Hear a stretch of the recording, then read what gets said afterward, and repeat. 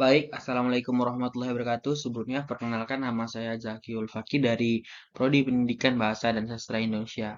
Di sini saya akan sedikit menerangkan tentang sejarah sastra dan kritik sastra. Nah, sebelum kita masuk pada materi yang akan saya jelaskan, mungkin kita akan mempelajari apa yang dinamakan sastra dahulu.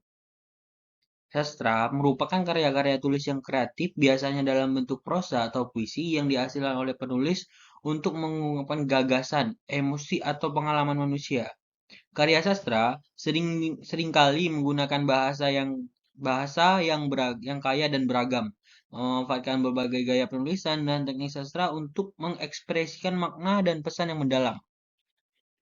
Karya sastra bisa berupa novel, cerpen, puisi, drama, esai, berbagai bentuk tulisannya. Selain menghibur, sastra juga memiliki fungsi sebagai cermin budaya, sejarah, serta pemikiran masyarakat pada waktu tertentu. Sastra membantu kita memahami perbedaan dan kesamaan dalam pemikiran, nilai, pengalaman manusia dari berbagai latar dasar budaya. Mm-mm. Tujuan saya membuat PPT atau membuat proyek ini adalah yang pertama, pengembangan kritis dan analitis. Kritik sastra memberikan landasan bagi pengembangan keterampilan analitis dan kritis. Jadi, jika kalian mengkritik suatu sastra atau suatu seni orang, nah, itu berarti sudah menunjukkan bahwa Anda kritis. Pemahaman konteks budaya dan sejarah. Sejarah sastra membantu dalam memahami konteks budaya di mana karya sastra tersebut muncul. Nah, di sini kita mempelajari dari mana asalnya siapa. Pelestarian warisan budaya. Sastra merupakan bagian dari warisan budaya manusia. Dengan mempelajari sastra, kita ikut berkontribusi dalam melestarikan dan menjaga warisan budaya ini untuk generasi selanjutnya. Seperti itu. Sejarah sastra. Sejarah sastra sebagai bagian dari ilmu sastra yang mempelajari perkembangan sastra dari waktu ke waktu. Di dalamnya dipelajari ciri-ciri karya sastra pada masa tertentu. Para sastrawan yang mengisi arena sastra, puncak-puncak karya sastra yang menghiasi dunia sastra, serta peristiwa-peristiwa yang terjadi di seputar masalah sastra.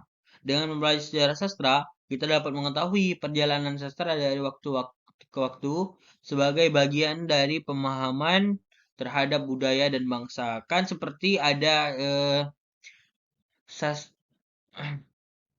ah, ada prosa lama, pokoknya ada sejarahnya lah gitu. Kritik sastra.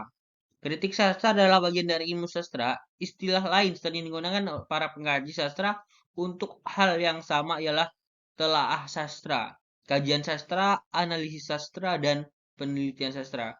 Istilah-istilah tersebut digunakan untuk menghindari kata kritik yang terkesan negatif, terkesan menghakimi, padahal sebenarnya pengertian kritik sastra tidaklah demikian. Seseorang yang terbuka hatinya untuk dikritik, dia akan merasa bahwa dengan dikritik dia akan memperoleh masukan tentang kekurangan atau kelemahannya, bahkan juga keunggulannya. Nah, di sini dengan kritik kita bisa mengetahui apa kekurangan yang harus kita perbaiki dan apa kelebihan dari seni kita tersebut atau dari karya kita tersebut.